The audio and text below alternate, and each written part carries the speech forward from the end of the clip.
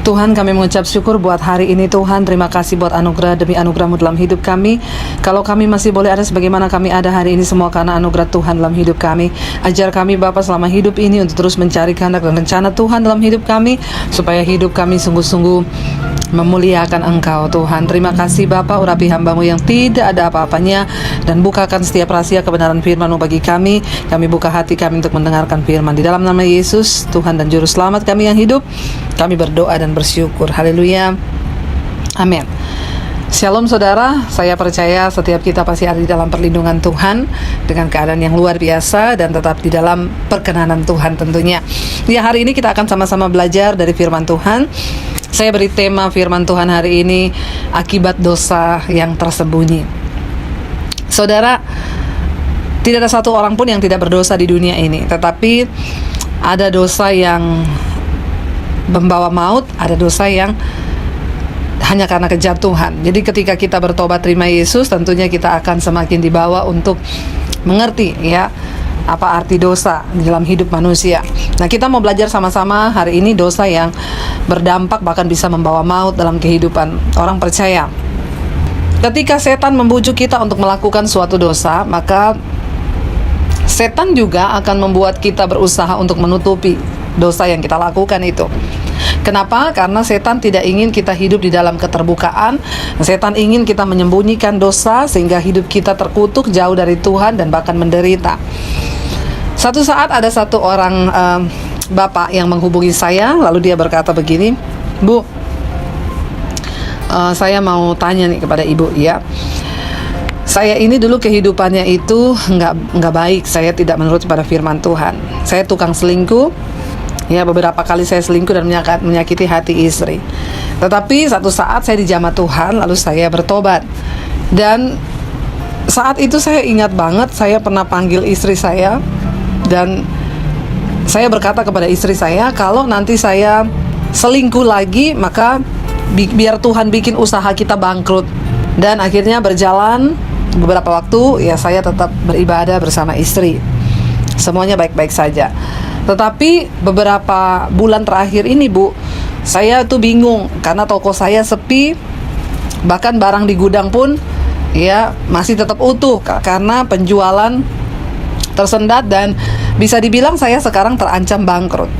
Oh, saya bilang. Terus, nah saya mau tanya sama ibu, apakah yang membuat usaha saya bangkrut ini Tuhan? Lalu saya berkata kepada dia, saya bilang, "Pak, berarti kan kalau dengar dari cerita Bapak yang tadi di depan Bapak ngomong, Bapak pernah berkata sama istri dan juga sama Tuhan, kalau saya selingkuh lagi, maka Tuhan bikin usaha saya bangkrut." Ya, berarti sekarang nih Bapak selingkuh. Berarti kan tadi Bapak bilang udah diambang kebangkrutan.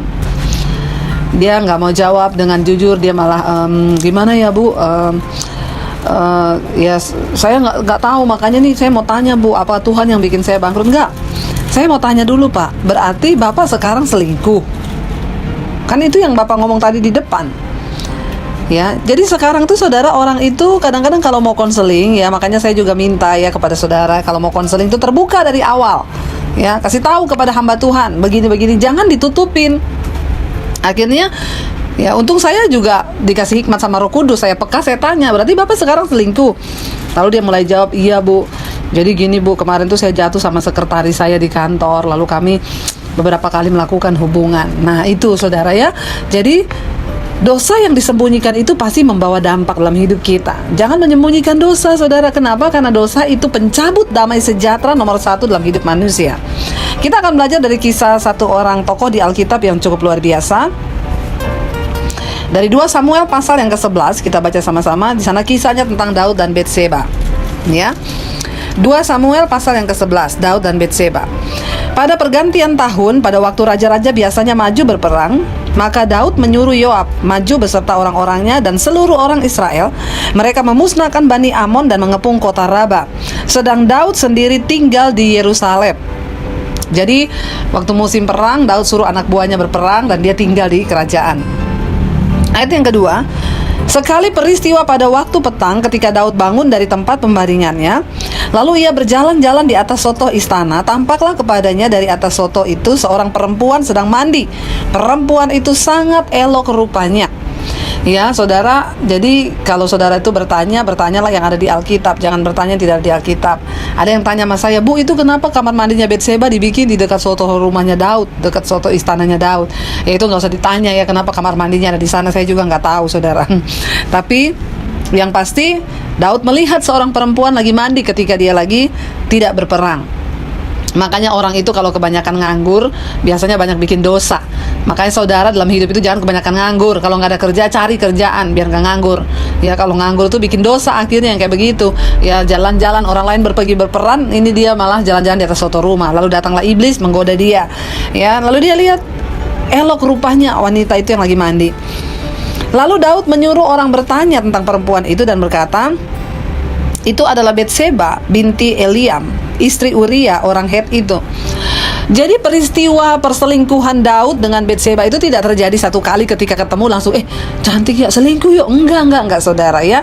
Dosa itu selalu ada prosesnya ketika mau terjadi ya. Ada prosesnya dulu. Daud tertarik melihat dia, lalu dia biarkan pikirannya bermain, dia biarkan keinginan dagingnya bermain, lalu dia kirim anak buahnya untuk tanya, cari tahu, cari info ya.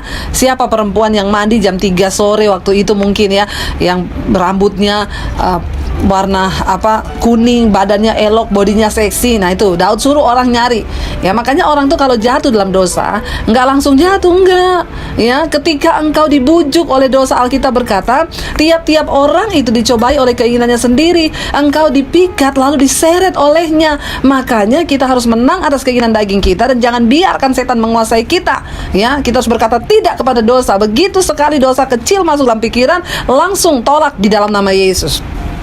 Akhirnya orang pergi cari tahu ya, lalu dia bawa kepada Daud berita, oh iya raja, saya udah dapat nih ya, ternyata namanya itu Betseba, dia itu istrinya Uria, anak buahnya tuan raja yang sekarang lagi berperang orang Het itu ya.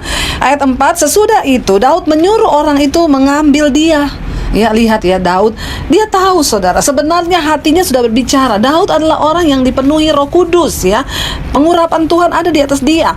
Tapi saudara lihat, dia menyuruh orang itu kembali, panggil dia ya, aku pengen ketemu sama dia ya. Lalu sesudah itu Daud menyuruh orang itu mengambil dia. Perempuan itu datang kepadanya lalu tidur dengan dia ya.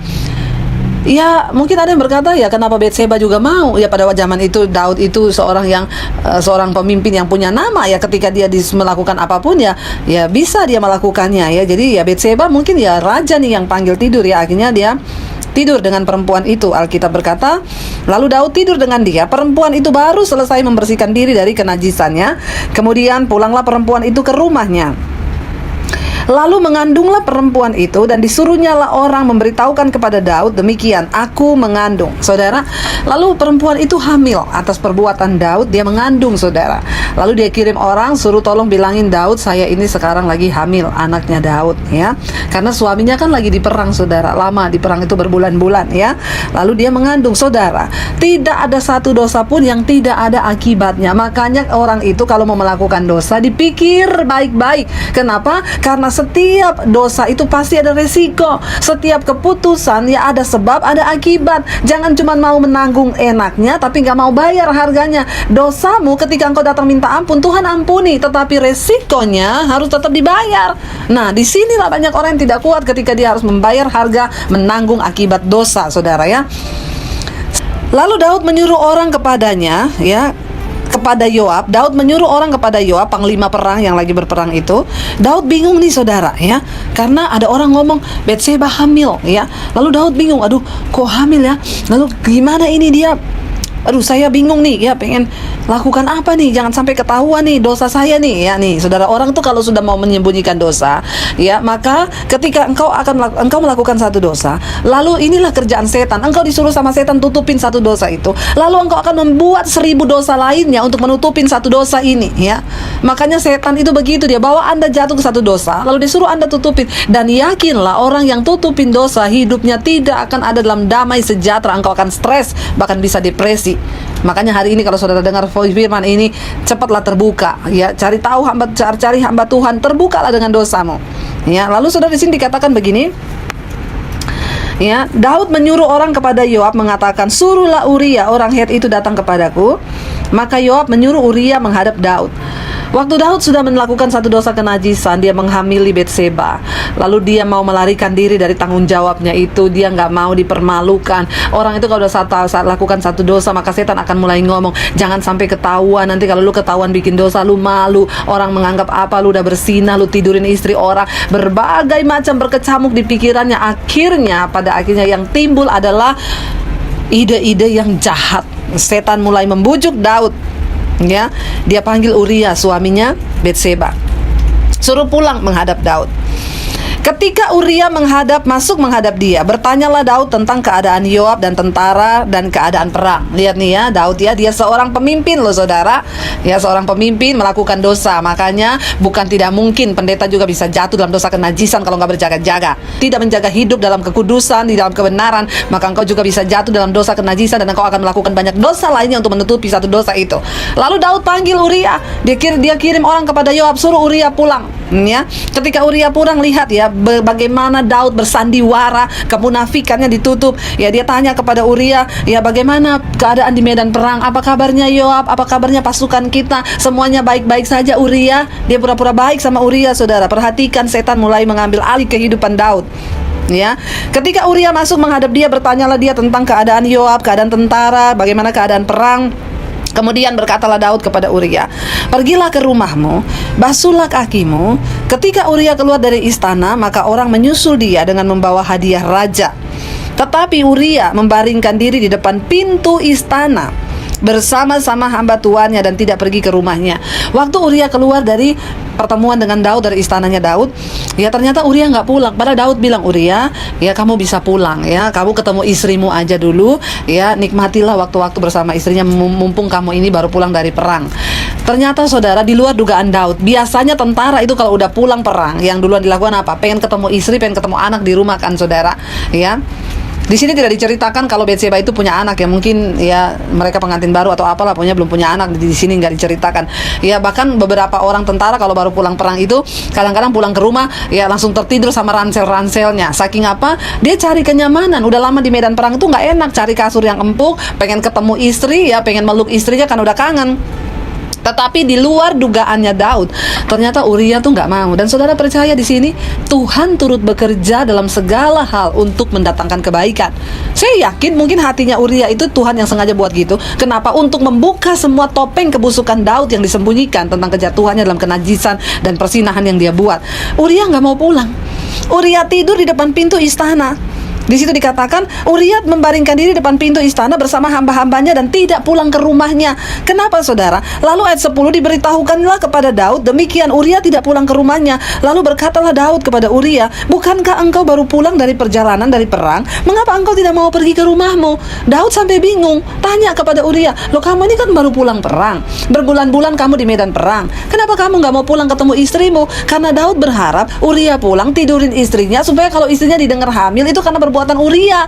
Saudara perhatikan, waktu orang menyembunyikan dosa, maka dosa yang lain yang lebih jahat akan masuk. Itu cara kerja iblis saudara. Makanya hari ini bebaskan dirimu dari semua ikatan dosa.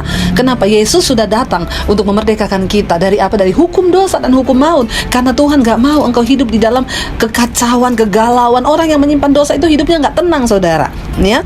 Lalu diberitahukan kepada Daud. Daud panggil, tanya, kenapa kamu gak mau pulang Uria? Kamu kan baru pulang dari perang. Ayat yang ke-11. Tetapi Uria berkata kepada Daud, tabut serta orang Israel dan orang Yehuda diam di dalam pondok. Juga tuanku Yoab dan hamba-hamba tuanku berdiri di kemah di padang. Masakkan aku pulang ke rumahku untuk makan dan minum dan tidur dengan istriku? Demi hidupmu dan demi nyawamu, aku takkan melakukan hal itu.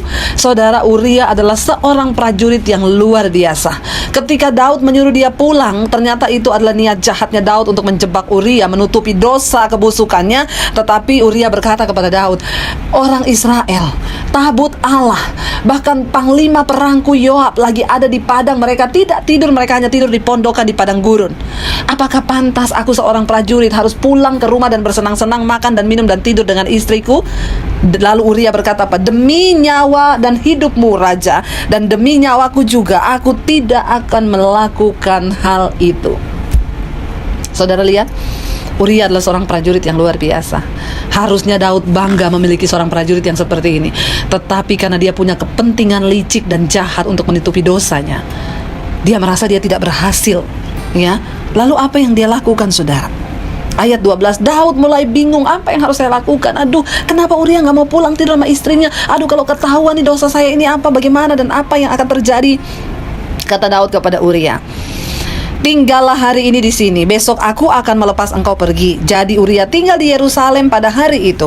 Keesokan harinya Daud memanggil dia untuk makan dan minum dengan dia, dan Daud membuatnya mabuk. Ya, pada waktu malam keluarlah Uria untuk berbaring tidur di tempat tidurnya bersama-sama hamba-hamba tuannya. Ia tidak pergi ke rumahnya. Lihat, saudara, salah satu niat liciknya suruh Uria pulang tidak terlaksana. Uria nggak mau. Akhirnya Daud kecewa dan memutar akal dan pikiran untuk menyembunyikan semua dosanya. Lalu dia akhirnya membuat Uria mabuk. Lalu Daud mengajak Uria untuk minum di istananya. Diberi minum yang banyak, saudara, sampai akhirnya mabuk. Dengan harapan apa? Kalau Uria mabuk, Uria akan pulang ke rumahnya dan tidur dengan istrinya. Tetapi mabuk-mabuk pun Uria tetap prajurit. Dia nggak pulang tidur di rumahnya dengan istrinya.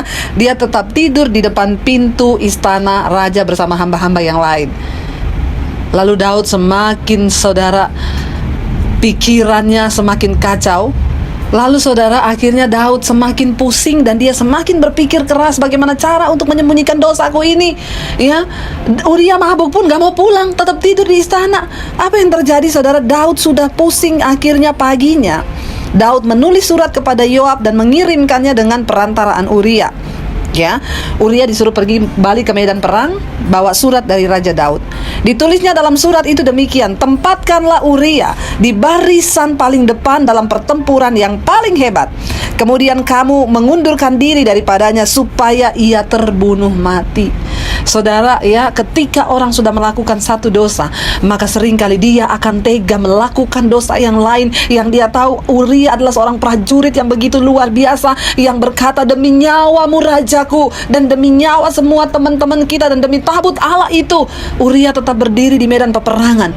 Dia rela, saudara, dia tega. Ketika orang itu hidup dalam dosa dan berusaha menyembunyikan satu dosa, seringkali dia bisa berubah menjadi monster yang akan tega melakukan banyak hal-hal yang jahat dalam hidupnya. Kenapa? Karena dosa sudah menguasai hidupnya. Ia dipikat, diseret, lalu dia melakukan semua tindakan yang di luar kontrol dirinya sendiri. Akhirnya apa, saudara?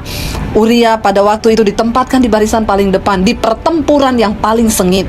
Kata Daud, supaya dia mati terbunuh. Pembunuhan terjadi. Kenapa? Karena dosa yang disembunyikan. Saudara lihat, ada berapa banyak orang yang akhirnya harus kehilangan nyawa hanya karena dosa. Ya, makanya saudara, jangan anggap enteng dosa yang engkau tutupi dan engkau sembunyikan hari ini. Kalau engkau sedang menyembunyikan sesuatu, terbukalah sebelum dosa itu berujung kepada maut. Ya, pada waktu Yoab mengepung kota Raba, ia menyuruh Uria berdiri ke tempat yang diketahuinya ada lawan yang gagah perkasa. Akhirnya Daud juga mempengaruhi orang lain untuk ikut terseret berbuat dosa, saudara. Sangat berbahaya sekali kalau kita tidak peka dengan Tuhan. Uria sengaja ditempatkan Yoab di tempat yang ada lawan yang gagah dan perkasa. Ketika orang-orang kota itu keluar menyerang dan berperang melawan Yoab, maka gugurlah beberapa orang di antara tentara. Dari anak buah Daud juga Uria orang Het itu mati. Ya, 18, kemudian Yoab menyuruh orang memberitahukan kepada Daud jalannya pertempuran itu. Ia memerintahkan kepada suruhan itu demikian, jika engkau sudah selesai mengabarkan jalannya pertempuran itu kepada raja, dan jikalau raja menjadi geram dan berkata kepadamu, mengapa kamu demikian dekat ke kota itu untuk berperang? Tidakkah kamu tahu bahwa orang akan menahan diri atas dari tembok? Siapakah yang menewaskan Abimelek bin Yerubeset? Bukankah seorang perempuan menimpakan batu kilangan kepadanya dari atas tembok sehingga ia mati di Tebes? Mengapa kamu demikian dekat dengan tembok itu?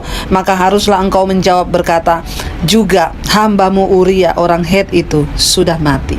Saudara, lalu pergilah suruhan itu, dan sesampainya ia memberitahukan kepada Daud segala perintah yang diperintahkan Yoab kepadanya. Suruhan itu berkata kepada Daud, orang-orang itu lebih kuat daripada kami dan keluar menyerang kami di padang. Tetapi kami mendesak mereka kembali sampai ke lubang pintu gerbang. Pada waktu itu pemanah-pemanah menembak kepada hamba-hambamu dari atas tembok, sehingga beberapa dari hamba raja mati. Juga hambamu Uria orang Het itu sudah mati.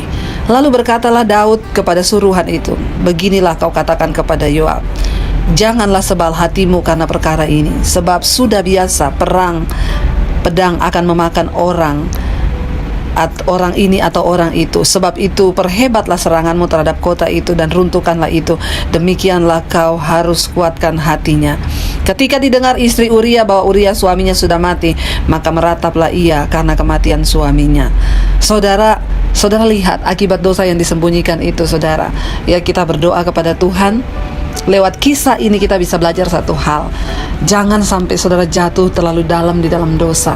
Kalau engkau sudah jatuh, tidak ada kata terlambat untuk bertobat. Keluarkan dirimu dari jerat dosa itu sebelum engkau jatuh di dalam dosa yang lain. Dan saudara tahu akibat dari dosa yang ditutupi oleh Daud itu, saudara, dia harus mengalami akibat yang luar biasa. Ya, pedang tidak akan menjauh dari keturunannya, bahkan anaknya harus mati. Saudara lihat, dosa itu selalu membawa maut dalam kehidupan kita.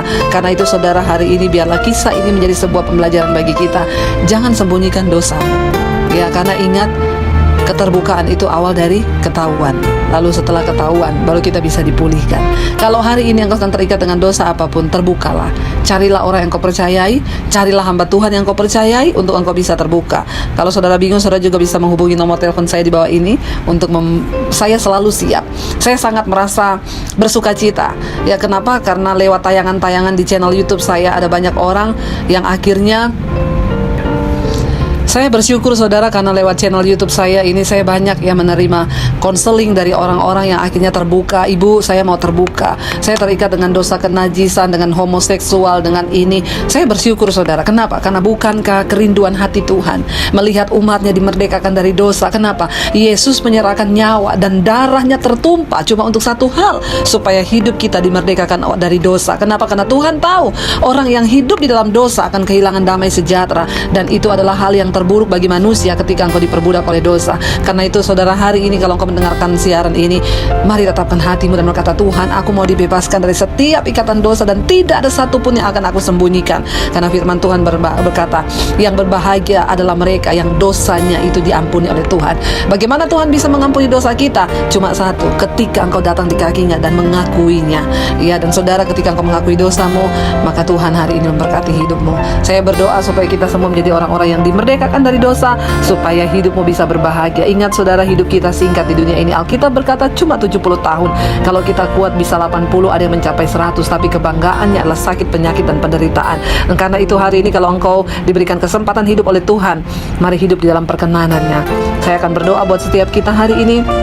Mari kita tundukkan kepala. Bapa, kami bersyukur Tuhan, lewat firman-Mu kami boleh diberikan sebuah pembelajaran bahwa dosa yang ditutupi itu akan membawa dampak yang tidak baik, bahkan bisa menyebabkan maut dalam kehidupan kami. Kami berdoa hari ini Bapa, sebagai seorang suami, istri, anak, ataupun orang tua, kalau ada dosa yang kami tutupi, kami mohon pengampunan, karena kami tahu itu bisa membawa kutuk dalam kehidupan kami, seperti halnya Daud membawa kutuk pada keturunan yang selanjutnya. Kami berdoa Bapa, mampukan kami Tuhan untuk melepaskan diri dari setiap ikatan dosa, karena kami tahu iblis sedang berusaha menyeret kami jauh dari Tuhan dan membawa kami dalam ikatan dosa kami. Tapi kami tahu Tuhan mengasihi kami, dan bukan secara kebetulan kami mendengarkan khotbah hari ini Bapa, supaya hidup kami semakin diubahkan dan dipulihkan. Terima kasih Tuhan buat setiap kebenaran-Mu yang memerdekakan kami. Di dalam nama Yesus kami percaya Roh Kudus-Mu memberikan kami kekuatan untuk keluar dari setiap ikatan dosa kami, dan kami boleh hidup menyenangkan hati Tuhan.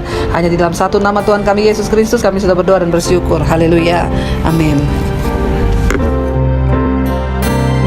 Shalom saudara, jika Anda merasa diberkati dengan channel YouTube saya, Anda bisa komen, like, dan share.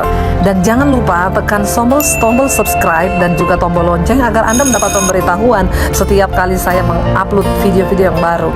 Ini sangat penting buat channel ini saudara, supaya banyak orang juga diberkati, dan channel ini boleh juga terus berkembang dan menjadi berkat buat banyak orang. Terima kasih, Tuhan memberkati.